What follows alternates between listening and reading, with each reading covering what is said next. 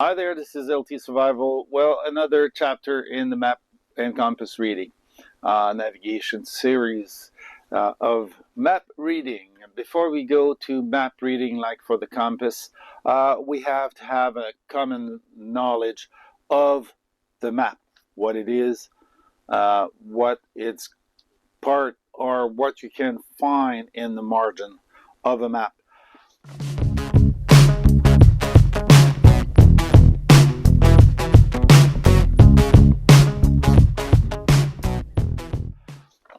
I have a map here that's a 150,000 map.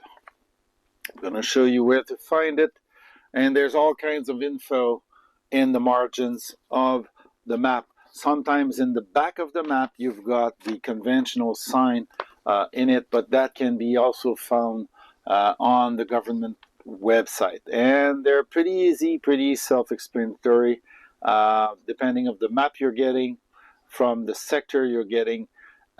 It has sometimes the impression of it does have, this one has, so you'll be able to see it.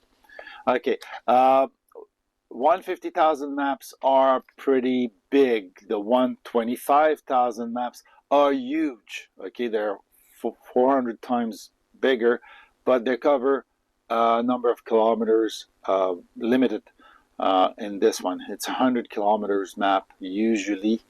No, not always, but yeah, they're about 50 to 100 kilometers maps of terrain. So you've got to realize that the system that we're using is the Universal Traverse of Mercator. Mercator being the explorer. Okay, it's a projection of a sphere, a sphere on a square piece of paper. So you've got a 3D Earth that you flatten to make the image of a square in which you put on a flat piece of paper. It caused all kinds of problems, discrepancy between the distance and everything. They've tried to put a square into triangle, and that gives what it is, and it gives some stretch of some. If you look at a globe, you've got the size of Canada. If you put it on a map, on a map for the global map, Canada is as big as Russia.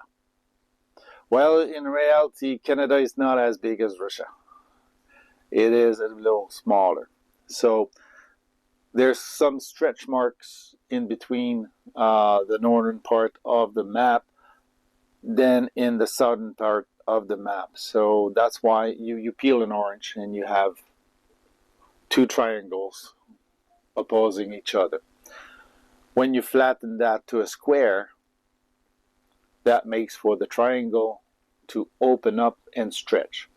They subdivided those triangle to square, which makes some sense. Okay, and of course latitude longitude system would be the best. It's used in navigation because they go far, a lot of distance in navigation for ships and aircraft. They go a far distance, but for earthbound guys like us, a UTM system is a simplification, and it is better. We call it the MGRS, the Military Grid Reference System. In our system here, you'll see the grid. I'll show you where the latitude, longitude are also. These maps have all kinds of information on them. So let's see the overhead view again to see what's on the map. Okay, here's the basic map that we have. In the cadets, we used to have those books. We used to have all kinds of small books that we could refer to as map reading. Loads of information in those. Even some of them are not outdated, but they're so advanced that we don't teach them anymore. So, basic maps. Basic maps is a square sheet of paper, okay, with a grid, and it has titles on top and titles on the bottom. On the right hand side, you will find all the other information. In the back side, we'll have conventional sign for reading the maps. Okay, I'll point some to you before we go see the back. This is the basic map. This is the locator map. Your map is in between those maps, so that way you can get another one if you need another territory. Let's see a real map. Of course, the left hand side has less information, but the bottom and right have most of what we want. Okay, this is the title of the map, Saint-Théophile. It's in Beauce. Okay, it's part of Canada and the United States of America. On the map, you will see the border a little further. Okay, there's all kinds of reference on it. Okay, this is the scale, 150,000. Okay, and you've got 3 graphic scale for miles, kilometers, and yards. Yards is 3 feet. Okay, some of them have a chart of roads here, so you can know what it is. There's frontiers, there's trails, there's all kinds of uh, of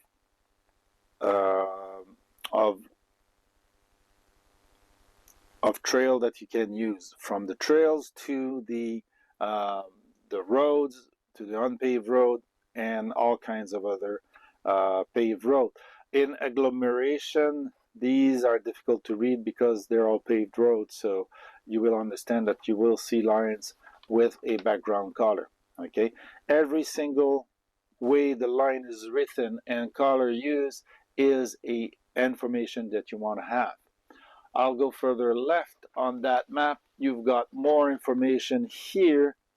Who produced it in what year? Okay. This one, the aerial photography, was taken in 1978.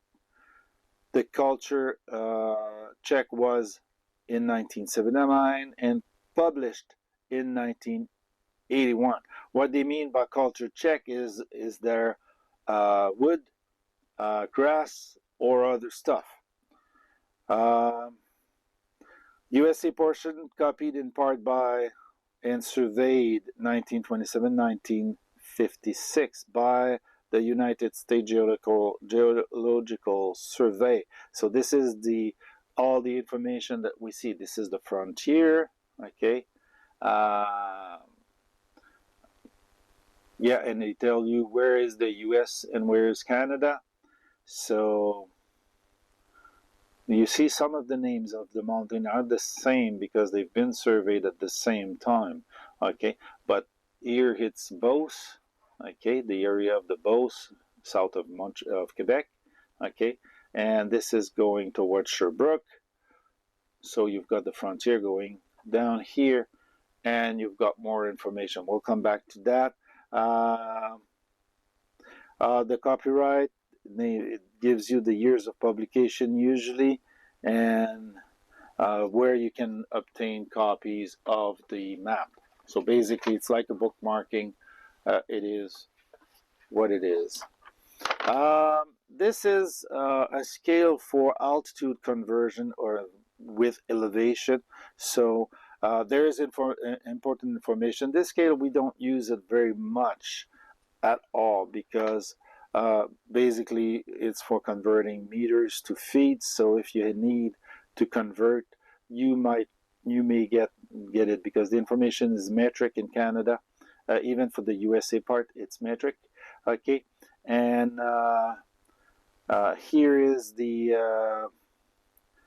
there is benchmark. They say that the card contains benchmark marking on it for elevation, so that can be obtained from the geographic survey from the mapping branch in Canada, Ottawa, where they make the map. The information that's important here is contour information. So every single brown line you see here is elevation of about 25 feet. If you don't know in meters what 25 feet is, you come to here. This is 100, this is 50, this is 25. 25 is about 20 meters. No, not this. If that's 50 meters, so 100 feet is about 25. That would be half of that. That would be about 15. So you have your number of you have your number. That's 3. So 30 meters. I have no clue. I don't use very much conversion because in my head conversion goes faster because I'm familiar with the meters and the feet. But for you American, that would be, or English, or those that use feet only, that could be useful. Okay. Contour interval in Canada are 25 feet. In the USA are 20 feet. So here we have a very, very important differential in between both. And that's an old map. Okay, that's a really old map. And now it would be in meters. Okay, our old maps used to be in feet. Now they're in meters. This one is an example where you can see if it's in feet or meter. Sometimes we have old maps. These old maps are still valid, even though they're made in 1981. That's that's more than 40 years ago, but they're still almost valid. In some part of Canada and some part of the USA, they don't change the map very much, so they don't redo the map. Another important thing for those that use the GPS, the North American datum 1927, that's the point to which the map is attached. Your grid is attached to a datum point, and that's the 1927 one. There is more recent 1982. There is, I think that's the 1982 now they're using, and that's North American datum 1982 that they're using today. This is the projection, okay? So that's an important information. This is an old map. I didn't choose very well the map. I didn't choose a new one, but that's okay. We've got in French what we had on the left hand side here. What we have here, we have in French here on the right hand side. And we've got the title here again with the locator map. The reason is when you fold the map, you can always have, when you fold the map, okay, you always have the title on the right hand side. That's why you want that corner to be on top, so you can choose your map. Okay, I have another one that's badly folded, but I have to find the title of the map. I have to come here, and you should have a title here, which is a provisional map. So that's why it's not written the same way. This is an old map also. Oh, 1969. Okay, this is old. Okay, I've got a quantity of old maps, but they're always useful to see the basic of the environment. And most of the places we see has not changed much. This locator graph here is the index to adjoining maps of the National Topographic System. So if you want to go in any of these directions from this map, so the right hand side or the south, well, to the south it's the 21E9, which is basically the reference number for this map. This map is 21E16. South of it, 21E9. To the right of it is a USA made map, so you have to get it from the U.S. Department of Geological Survey. Okay, and it gives you basically a latitude, longitude graph of the 9 maps composing this this area reference system. Okay, so our maps is always in the center, so that's always the number, and you find it here.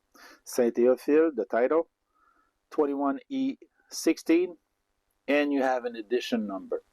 They must be to the 7th or 8th edition of this map now, by now. Okay, title, reference, where it is, and then you have this. This is an example for the UTM, the Universal Traversal Mercator, how to find a coordinate. So you've got the small scale that we saw on the compass to be able to use the military grid reference system as a coordinate, a 6-figure coordinate. They tell you how to use the coordinate, the easting or les abscisses, and the northing, which is ordonné, les parallèles, okay, les méridiens. Donc, the parallel, okay, northing, easting, and easting is the line where basically easting are the meridian, these abscisses, okay, that's all the parallel line, and then the northing, which is the line going towards the north, okay, and you always read the vertical before the horizontal, or like in the SOS VH, vertical, horizontal, you go through a wall before going up the stairs for a house, so different way of doing it. We'll see exactly how to read coordinate on a map. They give you here explanation in French and English, okay, and they tell you that the nearest reference grid, the nearest similar grid reference is 100,000 kilometers away, okay, 63 miles. So that's okay as an information.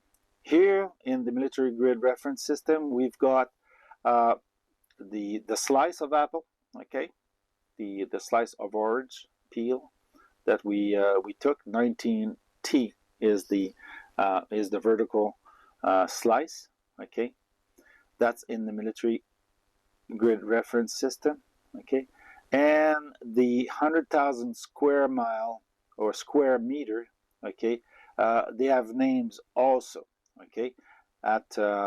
We have CA and DA, okay, that we will find on this map. We should find it here, which is the 4 that they gave us here. It's the 00 mark, okay. So that 00 mark, if we follow, we'll see the same zone here, okay. So that's where the 0 line is. We'll see it when I go on the inside of the map, okay. A little further up, I'll have to open up the map to expose the rest of the information. Bear with me. Okay. This information here is 1,000 meters. Okay, Universal Traverse Mercator, Zone 19. Okay, 19T is a subdivision of it. So we've got the Zone 19 subdivision. Here is 19T. That's the 100,000 kilometers, 100,000 meters zone. Okay, that's the slice. That's the zone exactly 100,000 meters. That's the square. Okay, and the subdivision of that T is CA and DA. So for you using the GPS, if you're going into the sighting for MGRS or Military Grid Reference System, you need the zone, you need the letter, and you need the CA or the DA on your map. But if you're going through, it will convert with no problem. Okay, so that way you can adjust your GPS. The information you need is here. For us map readers, we need to know the 3 north, which we have on the graphic here. We have the geographical north, we've got the map north, that's the distortion of the grid in relation to the ball. So that's where the axis is, this is where the grid lies, and this is magnetic north. The differential in between magnetic north and true north is our declination, or magnetic declination, which we can calculate from here. However, since the magnetic declination will widen and shorten in between the years, the idea that we could calculate from a map this old the declination will bring us to the wrong declination. In this modern time, you can find declination on the computer at the site of the Canadian government, and they'll tell you for the region you want what is the mean declination. Usually it's about 17 here in Quebec. Over my many years, I don't think I've adjusted the compass to more than 17. There's a way of finding it on the field in relation to that map. And if the data must change also, that might influence the declination. So old maps are sometimes not that great to use because declination might vary again. Let me show you an information that we just covered here on our 0 line, 00. You've got the CANDA reference. You could have 4 of them. If you had the 00 line, the 0 by 0, okay, you could have 4 of those letters. That's the same reference we had on the other side. What else? I'm going to fold the map in 2. And here we are. Okay, we have more information. There is abbreviation used with the signs, so you might want to know them. That's why they're on top. There's a glossary, okay, that from the term, because sometimes the term will be in French or in English, okay. And the military user refer to this map as series, whatever, okay. The military, I have a blank on what it is, but for MCE edition, it's a military style edition of the map, because sometimes they don't cut it in the same square as the original square that we saw on the reference chart. So sometimes these maps are modification of a real map, but they're still valid. I mean, I've used them for so many years. So abbreviation, okay. You don't have always this on that, but that's okay. And on that corner, you have again the reference of the map, the 21 EC. We have E16 that we had in this graph. Okay, it is here. Edition Canada 150,000, and again this. Okay, let's come back to this side. These are the number of the lines, the blue lines. Okay, in blue it's the blue lines. Okay, here you have the UTM coordinate, the complete UTM coordinate, which the military grid reference system only used 2 of the numbers. You see that 50, 68 with a bunch of 0 meters north. That's why it's called northing, because it's a distance from the equator. Here, this is a distance from the equator, and this is a distance from, so if it's going east, it's from the date, the change date, the line of the change date going towards the east. Okay, it's a distance. So it's a distance from a reference point, a datum. Okay, so that's why it is. It may vary according to the datum. Okay, so this is northing, this is an easting, but the simplification is those numbers: 67, 68, 69, 70, 21, 20, 19, 18. Okay, these are the military grid reference system. See those black and white marks all along the map, on this side also. Okay, this is your latitude longitude markers. There is no grid on this map for latitude longitude, but you could always deduce the latitude and the longitude. Okay, latitude 45 degrees 45 minutes north, longitude 70 degrees 00 minutes. That's would be west, if I remember correctly. So that's from the Paris GMT. Okay, so basically those two systems are not the same, but they're convertible. So you can deduce on this map the latitude, longitude if you need it so.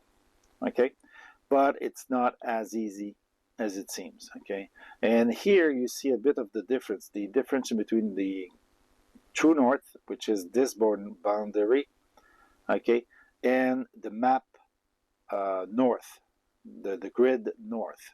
Okay, you see the angle a little in these maps, so that's why the true north is north, and this is the boundary of the geographic the map north, and the magnetic north is a little bit to the left again, because it's not at the North Pole, but in the Ellesmere Island, somewhere north of Canada, but not that north.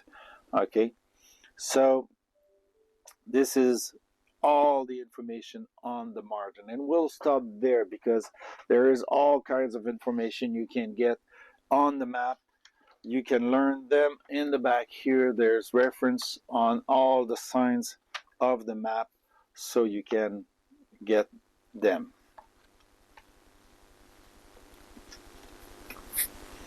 We'll return to an upview for the outro. As you saw, this piece of paper has a plethora of information.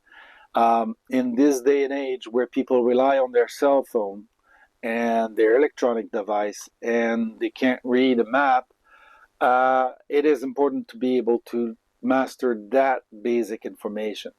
Your map in your phone or on your GPS, and you're going to get a map. The screen is about 2 inches on the GPS. And some were really rudimental. I've learned from GPS that only gave coordinate, so you needed the map, to the GPS today that are yay big and they give you a little map. It'll give you basic information, but not all of it. Your map contains more information than you really need, and it will orient you to a better place, to a better understanding of the terrain you're working on. So it's important. It is really the tool of the trade for you to master before you get lost. Basically, master the basic. Okay, learn the basic, survive tomorrow. You won't have to survive if you have a good map and compass and a good GPS, because you can get yourself out of trouble before being in trouble. And I've experienced it so many times. So hope you like that. It's a small overview of what the margin of the map has. It's important. There's a lot of information in there. There's even teaching points how to take coordinate on it.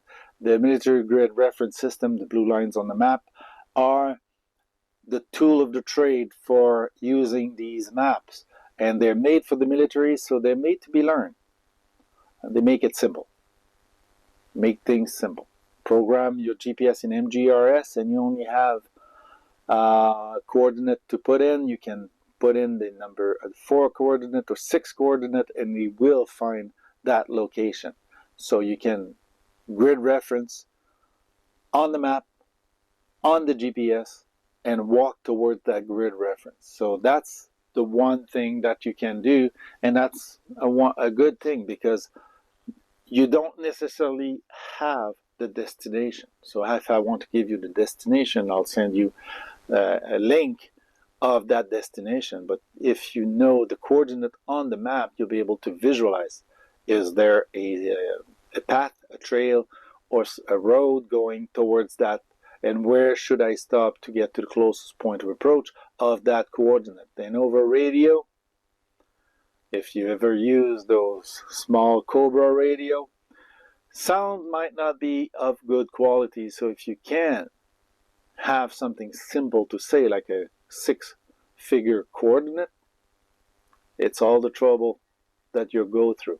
Once your partner has the coordinate, he refers to the map, gets to you, and either lift you up back to the camp.